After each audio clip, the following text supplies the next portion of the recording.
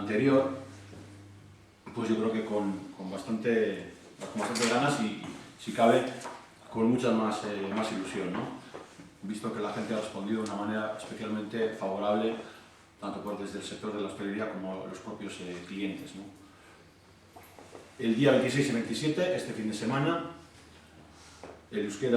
hablar euskera enriquece, es el nombre de la campaña, y concretamente el que pida en euskera en los bares tendrá un rasquigana, que es esta tarjetita que está aquí, y el premio será la ronda gratis, pues para que esté consumiendo en ese momento. Creo que la ronda tiene un tope económico, que son 3 euros, para que no pensemos que vamos a ponernos las botas tampoco. El objetivo de la campaña, como el objetivo que también tenía la campaña anterior, el fin de semana anterior, es doble. Por una parte es implicar a los hosteleros y al propio cliente para que entre ellos se comuniquen en euskera, y por otra parte también, como ha dicho el alcalde antes, dar ese plus de calidad desde el punto de vista lingüístico, desde el punto de vista del euskera, a la propia oferta del hostelero, a la propia oferta del bar. Son 39 los bares que se han apuntado a este segundo fin de semana a este proyecto, y además del rasquigana van a tener también estos manteles,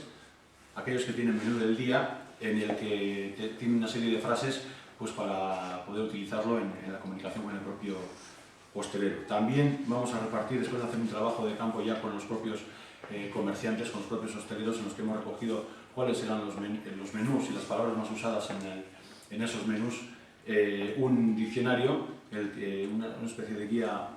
fácil para poder hacer tu menú en euskera. Son 100 libros los que se van a repartir, y también hemos sacado 40.000 folletos de este tipo para dar a conocer la iniciativa. Volver a insistir en la buena respuesta que ha tenido la iniciativa el fin de semana anterior, el siguiente, entre los restaurantes y los bares, y animar a la gente a que vuelva a participar el segundo fin de semana tanto más que el anterior. Por último, el tercer número de Denda la Tenda, como sabéis, es una revista del servicio de euskera en la que se presentan aquellos proyectos que tenemos desde el servicio de euskera con respecto a la hostelería y al comercio,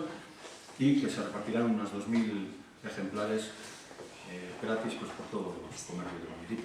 Ahora doy la palabra al alcalde porque vamos a... no sé si queréis hablar.